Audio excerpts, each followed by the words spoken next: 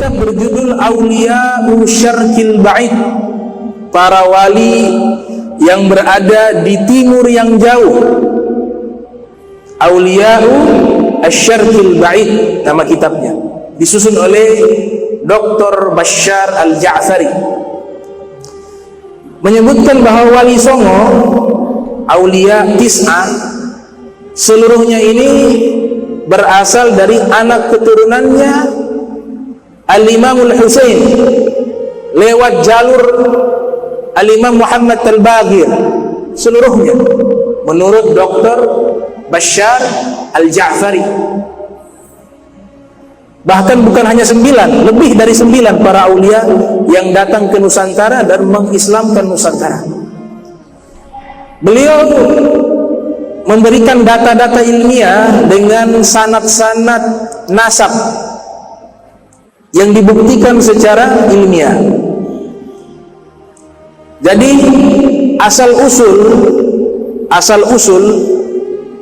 Ahlul Bait Nabi dari anak turunan Imam Husain itu pindah ke Hadramaut pada tahun 317 Hijriah. Sebelumnya ada di Basrah, di Irak. Orang pertama yang hijrah dari Basrah menuju Hadramaut yaitu Al-Imam Ahmad bin Isa Al-Muhajir yang lahir pada tahun 273 Hijriah, meninggal pada tahun 345 Hijriah, meninggal di kota namanya Husaisah yang ada di Hadramaut. Al-Imam Ahmad Al-Muhajir punya ayah bernama Al-Imam Isa Ar-Rumi. Al-Imam Isa Ar-Rumi punya ayah bernama Al-Imam Muhammad An-Nagib. Al-Imam Muhammad An-Nagib ayahnya bernama Al-Imam Ali Uraidi. Al-Imam Ali Uraidi ayahnya bernama Al-Imam Ja'far As-Sadiq. Al-Imam Ja'far As-Sadiq ayahnya adalah Al-Imam Muhammad Al-Baqir. Al-Imam Muhammad Al-Baqir ayahnya adalah Al-Imam Ali Zainal Abidin, dan ayah daripada Al-Imam Ali Zainal Abidin adalah Al-Imam Husain. Ayah daripada Al-Imam Husain adalah Imam Ali bin Abi Thalib, dan istri beliau adalah putri Nabi Muhammad SAW, Sayyidatul Fatimah Az-Zahra alaihassalam. Al-Imam Khatib Al-Baghdadi, pengarang kitab Tarikhul Baghdad, merekam korespondensi antara Al-Imam Ahmad Al-Muhajir dengan ulama besar ahli tafsir. Luqiba bi imamil mufassirin, diberikan julukan imamnya para ahli tafsir, bernama Al-Imam Abu Ja'far Muhammad Ibnu Jarir At-Tabari yang lahir pada tahun 224 Hijriah, meninggal tahun 310 Hijriah. Terjadi saling mengirim surat antara Al-Imam At-Tabari dengan Al-Imam Ahmad Al-Muhajir. Artinya ulama terdahulu mereka bagaikan satu keluarga, saling mengenal satu dengan lainnya dan saling mencintai karena Allah Subhanahu wa taala. Maka hijrahlah Al-Imam Ahmad Al-Muhajir pada tahun 317 Hijriah ke negeri yang namanya Hadramaut yang ada di Yaman. Maka ketika tiba, beliau membawa anak istrinya, membawa keluarganya sampai ke Hadramaut. Lahirlah cucu beliau bernama Alwi. Alwi ayahnya adalah Ubaidillah, awalnya namanya Abdullah, hamba Allah. Karena beliau merasakan ini nama terlalu besar, Abdullah hamba Allah, beliau tawadhu, beliau ganti namanya menjadi Ubaidillah, hamba kecilnya Allah. Karena beliau beranggapan Abdullah itu adalah nama yang sangat agung, gelar yang sangat tinggi, hamba Allah. Merasa tidak pantas memiliki nama mulia itu, beliau ganti dengan nama Ubaidillah.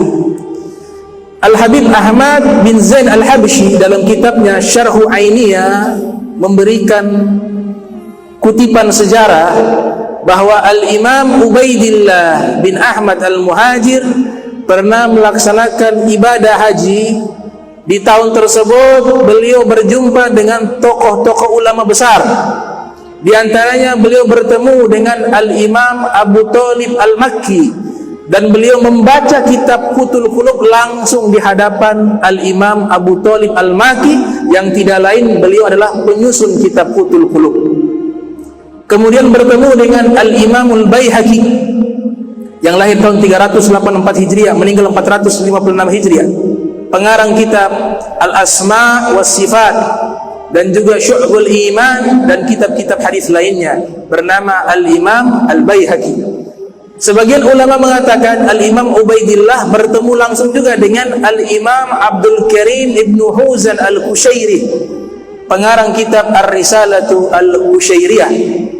Maka beliau kembali pulang ke kampung halaman di Hadramaut dan mulai berdakwah dan memperkenalkan kitab Futhul Qulub yang beliau baca langsung di hadapan pengarangnya. Dan sampai hari ini kitab tersebut sering dibaca di Hadramaut, yang sanadnya bersambung kepada Al-Imam Ubaidillah bin Ahmad Al-Muhajir rahimahullah. Kemudian Al-Imam Ubaidillah punya anak namanya Alwi. Alwi punya anak namanya Muhammad. Muhammad punya anak namanya Alwi. Anak daripada Alwi nanti namanya Al-Imam Ali Khali Qasam. Al-Imam Ali Khali Qasam anaknya bernama Al-Imam Muhammad Sahibul Marba'. Seluruh anak turunan dari Bani Alawi, dari jalur Sayyidina Husain lewat nasabnya Al-Imam Ali Uraidi, seluruhnya kembali kepada nasabnya Al-Imam Muhammad Sahibul Marba'. Marbat adalah satu kota yang ada di Oman, karena beliau nantinya pindah ke Oman. Al-Imam Muhammad Sahibul Marbat punya anak ada 4. Yang pertama namanya Al-Imam Alwi. Al-Imam Alwi, kemudian yang kedua Al-Imam Ali, yang ketiga Al-Imam Ahmad, yang keempat Al-Imam Abdullah. Kemudian Al-Imam Alwi punya anak yaitu Al-Imam Fagil Muqaddam Muhammad bin Ali Ba'alwi. Al-Imam Fagil Muqaddam punya anak namanya Al-Imam Alwi. Punya anak namanya Ali. Punya anak namanya Muhammad Maulad Dawilah. Dan anaknya adalah Al-Imam Abdurrahman bin Muhammad As-Saqqaf. Kemudian anak daripada Al-Imam Muhammad Sahibul Marbat yang bernama Alwi punya anak namanya Al-Imam Abdul Malik yang lahir pada tahun 574 Hijriah, meninggal 653 Hijriah. Beliau inilah dijuluki Al-Muhajir, julukan juga sebagai Al-Muhajir, orang yang berhijrah. Yang pertama kakek beliau namanya Al-Imam Ahmad, berhijrah dari Irak ke Hadramaut. Yang kedua diberikan gelar Al-Muhajir adalah Abdul Malik yang berhijrah dari Hadramaut ke India, ke Gujarat. Dari Gujarat tersebut Al-Imam Abdul Malik bersahabat dengan 2 orang pedagang Arab yang berdagang sampai ke Nusantara, bernama Abdullah Arif sama Burhanuddin. Kedua pedagang Arab ini sudah bersahabat juga dengan saudara dari raja yang ada di Jawa Barat, Kerajaan Pasundan. Rajanya namanya Muningsari. Dia punya adik namanya Purwa. Purwa ini bersahabat dengan Abdullah Arif dan juga Burhanuddin. Maka Purwa ini dibawa ke India menghadap Al-Imam Abdul Malik yang menikah dengan putri pejabat yang ada di Gujarat. Maka beliau menjadi tokoh besar yang ada di India, khususnya di wilayah Gujarat. Maka dipertemukanlah Purwa yang asalnya Jawa Barat bertemu dengan Al-Imam Abdul Malik dan masuk Islam di tangan Al-Imam Abdul Malik. Setelah masuk Islam, Purwa ini melaksanakan haji dan kembali ke Jawa Barat, mengajak kakaknya seorang raja Muningsari untuk masuk Islam, ternyata ditolak. Bahkan beliau dikejar dan mau dibunuh. Akhirnya lari sampai ke Samudra Pasai, sampai ke Aceh, Samudra Pasai. Karena pada waktu itu sudah ada kerajaan Islam di Samudra Pasai. Dr. Bashar Al-Ja'fari mengatakan tahun 470 Hijriah sudah ada kerajaan Islam di Samudra Pasai. Bahkan dai yang mendakwakan Islam di Samudra Pasai pertama kali seorang dai asalnya dari Hadramaut, namanya Abu Bakar Husain.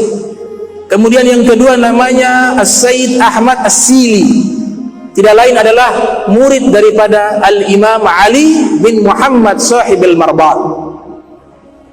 Maka dia tinggal di Aceh. Kemudian Al-Imam Abdul Malik punya anak namanya As-Sayyid Abdullah Azumat Khan. Sayyid Abdullah punya anak namanya Jalal Ahmad Shah. Jalal Ahmad Shah punya anak namanya Jamaluddin Al-Husain. Nah, Jamaluddin Al-Husain inilah yang pergi ke Nusantara, pergi ke Indonesia dan dimakamkan di Bugis. Beliau membawa anak-anaknya sampai ke Campak, menikah, punya anak turunan, dan akhirnya sampai ke Nusantara. Beliau mampir ke Sulawesi, mampir ke Pulau Jawa, ke Jawa Barat, dan seterusnya. Tibalah beliau di Nusantara. Beliau punya anak 3. Yang pertama namanya Ibrahim Asmaro, atau terkenal dengan nama Sunan Tuban. Kemudian anak berikutnya bernama Ali Nur Alam, dan anak berikutnya bernama Ahmad Barakat. Anak beliau yang bernama Ibrahim Asmara atau Sunan Tuban punya anak 3 yang terkenal. Anak yang terkenal yang pertama bernama Asy-Syarif Ahmad Rahmatullah atau Sunan Ampel. Kemudian anak beliau yang berikutnya bernama Ali Murtada.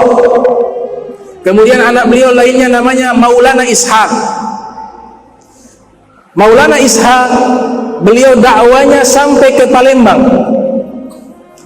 Di Palembang beliau sampai ada seorang raja yang belum memeluk agama Islam, punya putri sakit namanya Dewi Sekardadu. Dewi Sekardadu ini sakit. Seluruh tabib dipanggil untuk mengobati, tidak bisa sembuh. Akhirnya Maulana Ishaq datang. Beliau menawarkan jasa untuk menyembuhkan Dewi Sekardadu dengan syarat, kalau putrimu saya sembuhkan dengan izinnya Allah Ta'ala, maka kalian harus masuk Islam.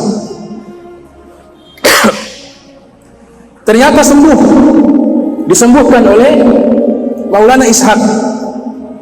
Ketika sembuh, Dewi Sekardadu masuk Islam, tapi ayahnya tidak menerima agama Islam. Bahkan Maulana Ishaq diusir keluar dari Sumatera. Maka Maulana Ishaq pergi keluar dari Sumatera dalam keadaan Dewi Sekardadu mengandung anak daripada Maulana Ishaq. Maka sang ayah mengatakan jika anak tersebut lahir akan dibunuh. Ada 2 versi pendapat. Yang satu termaktub dalam kitab, yang satunya lewat lisan turun temurun. Pendapat yang termaktub dalam kitab, anak tersebut lahir diberikan nama Muhammad, atau nama julukannya Ainul Yakin, atau nama julukan lainnya adalah Raden Paku. Maka anak tersebut dikirim ke Gresik untuk menyelamatkan anak tersebut dari kejaran ayahnya yang ingin membunuh anaknya, yaitu anak dari Dewi Sekardadu lewat suami beliau Maulana Ishaq. Maka dikirim ke Gresik, diasuh oleh Nyai Gede namanya. Sudah tumbuh ya menjadi anak-anak, mungkin usia 7 atau sekitar 9 tahun, maka dikirim belajar agama ke Surabaya di tangan Sunan Ampel, Syarif Ahmad Rahmatullah. Dari hubungan tersebut, guru dan murid, karena Sunan Ampel awalnya tidak tahu ini siapa, Lama kelamaan Sunan Ampel mengetahui bahwa ini anak daripada saudaranya Maulana Ishaq, yang tidak lain adalah saudara daripada Sunan Ampel. Kemudian versi kedua menyatakan Muhammad Ainul Yakin, Muhammad atau gelarnya Ainul Yakin atau Raden Paku atau Sunan Giri. Sunan Giri. Versi kedua mengatakan ketika anak tersebut lahir, maka sang raja memerintahkan prajuritnya membuang Muhammad Ainul Yakin, dimasukkan ke dalam peti dan dibuang ke lautan. Ini versi keduanya. Maka ada kapal yang lewat, ada dua orang namanya Sobir sama Sobur. Mereka lihat peti tersebut dan mendengar suara tangisan. Diambillah peti tersebut, ternyata seorang bayi, dan dibawa ke Gresik, diasuh oleh Nyi Gede, kemudian dikirim belajar agama kepada Sunan Ampel. Nah, ini sosok tersebut bernama Muhammad Ainul Yakin Raden Paku. Disebutkan Paku karena beliau wali Autad, seorang wali Autad, wali Paku Bumi, diasuh oleh Asy-Syarif Ahmad rahmatullah yang terkenal dengan namanya Sunan Ampel. Kemudian Sunan Ampel ini punya anak yang terkenal 5 yang menjadi sunan dan menyebarkan dakwah Islam di tanah Jawa. Yang pertama bernama Zainul Abidin, disebut dengan Sunan Demak. Yang kedua Asy-Syarif Ja'far Shadiq, disebut dengan Sunan Kudus. Yang ketiga Syarif Hashim, disebut dengan Sunan Derajat. Yang keempat namanya Ahmad Husam, disebut dengan Sunan Lamongan. Dan yang kelima namanya Asy-Syarif Ibrahim, disebut dengan Sunan Bonang. Kemudian saudaranya, balik lagi ke nasab yang bagian atas, saudara daripada Ibrahim Asmaro bernama Ali Nur Alam. Ali Nur Alam punya anak bernama Asy-Syayyid Asy-Syarif Abdullah Umdatuddin. As-Sayyid Abdullah Umdatuddin menikah dengan putri dari Prabu Siliwangi, raja dari Pajajaran, Jawa Barat. Prabu Siliwangi menikah dengan anak kiai, namanya Kiai Haji Gede Kasmaya.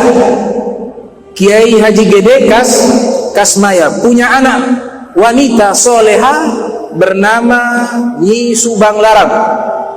Menikahlah dengan Prabu Siliwangi, punya anak perempuan bernama Nyi Roro Santang. Kemudian Cakrabuana atau Pangeran Walang Sungsang namanya. Kemudian punya anak namanya Kian Santang. Said Abdullah nanti menikah dengan Nyi Roro Santang. Punya anak namanya Syarif Hidayatullah Sunan Gunung Jati. Syarif Hidayatullah dibawa ke Mesir, belajar kepada ulama besar namanya Athaillah Skandari, pengarang kitab Al-Hikam. Athaillah Al-Imam Athaillah Skandari punya guru bernama Abu Abbas Al-Mursi. Abu Abbas Al-Mursi punya guru namanya Abu Hasan Sazili rahimahullah. Kemudian Said Abdullah ini menikahnya istrinya kurang lebih 4 atau 6. Di antaranya juga anak beliau yang lainnya bernama Babullah. Memang ada 2 versi. Versi pertama Babullah bin Khairun, Sultan Khairun Ternate.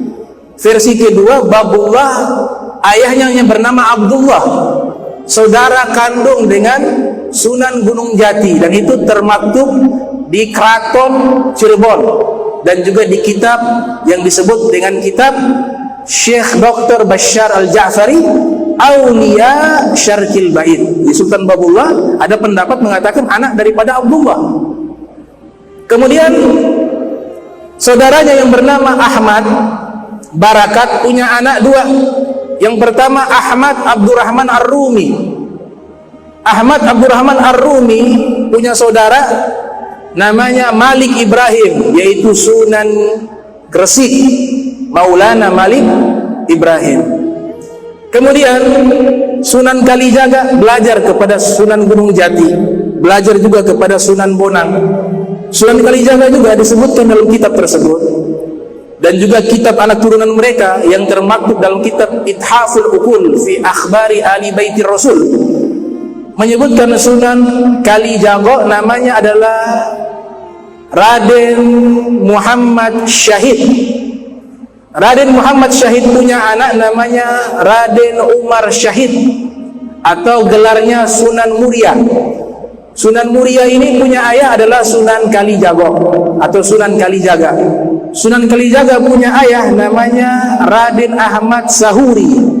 Raden Ahmad Sahuri punya ayah yaitu namanya Syekh Imam Mansur. Syekh Imam Mansur punya ayah namanya Ali Nuruddin. Ali Nuruddin punya ayah namanya Syekh Jalaluddin. Syekh Jalaluddin punya ayah namanya Al-Imam As-Sayyid Abdullah Azamat Khan. Al-Imam Sayyid Abdullah Azamat Khan punya ayah adalah Al-Imam Abdul Malik. Al-Imam Abdul Malik punya ayah adalah Al-Imam Alwi. Al-Imam Alwi punya ayah adalah Al-Imam Muhammad Sahib Al-Marbat. Al-Imam Muhammad Sahib Al-Marbat punya ayah adalah Al-Imam Ali Khuli Khosab. Al-Imam Ali punya ayah adalah Al-Imam Alwi. Al-Imam Ali punya ayah adalah Al-Imam Muhammad. Al-Imam Muhammad punya ayah Al-Imam Alwi. Al-Imam Ali punya ayah Al-Imam Ubaidillah. Al-Imam Ubaidillah punya ayah Al-Imam Ahmad Al-Muhajir. Ayahnya adalah Isa Arumi, dan ayah Isa Arumi adalah Al-Imam Muhammad An-Nagib. Al-Imam Muhammad An-Nagib ayahnya adalah Al-Imam Ali Uraidi. Al-Imam Ali Uraidi ayahnya adalah Al-Imam Ja'far Shadiq. Ayah dari Ja'far Shadiq adalah Imam Muhammad Al-Bagir. Ayah dari Imam Muhammad Al-Bagir adalah Al-Imam Ali Zainul Abidin. Ayah dari Imam Ali Zainul Abidin adalah Imam Husain, dan ayah daripada Imam Husain adalah Imam Ali bin Abi Thalib karramallahu wajhah. Sehingga seorang penjelajah dunia bernama Ibnu Batuta sekitar abad ke-7 Hijriah. Ibnu Batuta ini pernah mampir ke Hadramaut pada tahun 750 Hijriah. Beliau bertemu dengan dua ulama besar min ahlil bait Rasulullah SAW, yaitu Al-Imam Muhammad Maulad Dawileh dan Syekh Abdurrahman bin Muhammad As-Saqaf. Kemudian kedua ulama besar dari ahlul bait ini mengatakan kepada Ibnu Batuta, wahai Ibnu Batuta, ketahuilah bahwa kami punya keluarga ini banyak, ada di India, ada di Jawa, ada di Nusantara, bahkan sampai ke Malaka, yaitu Malaysia, Johor dan sekitarnya, Brunei Darussalam, bahkan sampai ke Campak. Campak itu masuk kepada Vietnam, bahkan sampai ke Thailand dan Filipina. Itu pernyataan ditulis dalam kitab Auliya'u Syarqil Ba'id. Bahkan di Aceh sudah ada daripada murid-muridnya Al-Imam Ali ibn Muhammad Sahib Al-Marbat, yang tidak lain ayah daripada Fagil Muqaddam Muhammad bin Ali Ba'alwi. Ini rangkaian daripada silsilah nasab para wali songo yang membawa Islam ke Nusantara. Kemudian keberkahan ini berlangsung sampai sekarang. Kurang lebih ada 2 juta daripada anak turunan Al-Imam Husain yang ada di negeri Indonesia. Ini keberkahan, kita patut syukuri. Dan ini pilihan Allah Ta'ala. Ada buku namanya Fact and Fiction of History, disusun oleh Profesor Dr. Nagib Al-Attas di Malaysia. Beliau mengatakan bahwa kenapa para da'i-da'i dari Hadramaut mereka datang ke Nusantara untuk berdakwah, karena ada informasi yang mereka dapat dari hadis Nabi Muhammad sallallahu alaihi wasallam yang mengatakan pergi dakwalah ke negeri di atas awan, yang dimana di situ nanti berkah, banyak orang-orang yang memeluk agama Islam, agama Nabi Muhammad SAW, dan nanti kelak negeri tersebut banyak melahirkan orang-orang soleh dan para aulia Allah Subhanahu wa Ta'ala. Maka ditafsirkan itu adalah Nusantara. Mereka semuanya berangkat dakwah fi sabilillah, membawa harta mereka, meninggalkan orang tua mereka untuk membawa agama Islam, untuk mengenalkan negeri Nusantara kepada Allah Subhanahu wa taala yang sebelumnya dikuasai oleh Hindu dan Buddha. Ada kerajaan Majapahit, ada kerajaan Sriwijaya. Datang Sayyid Jamaluddin. Di zaman tersebut proses waktu berjalan dengan strategi dakwah lewat pernikahan. Dakwah pertama, mereka menikahi putri-putri para raja. Mereka menikahi putri-putri pejabat dari kerajaan Majapahit, dari kerajaan Sriwijaya. Maka dengan akhlak, dengan ilmu, dengan kebijaksanaan, mereka bisa merubah kerajaan tersebut menjadi kerajaan Islam. Walaupun tidak secara langsung, muncul kerajaan Demak, kerajaan Samudra Pasai yang lebih dahulu sudah muncul. Maka dari sinilah Islam tersebar. Bahkan ada satu makam, batu nisannya bertulis Fatimah bintu Maimun. Itu sekitar abad 4 Hijriah, sezaman dengan masanya Imam Ghazali rahimahullah. Itu sudah ada di Gresik.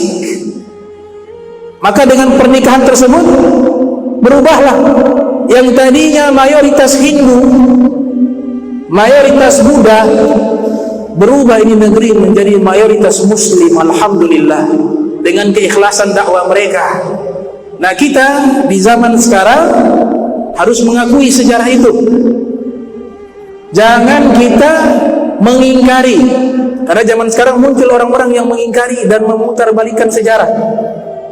Bahkan ada salah satu tokoh mengatakan dari Wahabi, ia mengatakan bahwa Wali Songo itu fiktif, cerita palsu. Kalau cerita palsu, dari mana dia bisa Islam? Dari mana itu kesultanan-kesultanan yang ada? Cirebon, Kesultanan Demak. Di situ juga ada data-data yang mereka catat, asal usul para sultan mereka itu dari mana. Kemudian murid-muridnya, makam kuburan mereka sampai sekarang masih ada dan masih diziarahi 24 jam. Kalau kita ke Sunan Ampel, itu diziarahi dengan bis non-stop, menunjukkan bahwa Syarif Ahmad rahmatullah seorang wali yang sebenar-benarnya wali Allah. Kenapa demikian? Sudah meninggal dengan cukup lama, sekitar abad ke-7, abad ke-8 Hijriah, tapi sampai sekarang menghidupkan orang hidup. Berapa banyak masyarakat yang ada di sana ekonominya maju, terpenuhi ekonominya karena berdagang sebab orang ziarah ke makam Sunan Ampel. Berapa banyak hotel-hotel muslim, hotel-hotel bernuansakan Islam dibangun di sana. Berapa banyak rumah makan, berapa ribu orang yang hidup berkat daripada keberkahan Syarif Ahmad rahmatullah. Ini keberkahan yang sifatnya hissiyah, sifatnya konkret, nyata. Tapi ada keberkahan yang sifatnya ma'nawiyah, yaitu mereka mendapatkan keberkahan memeluk agama Islam di zaman tersebut.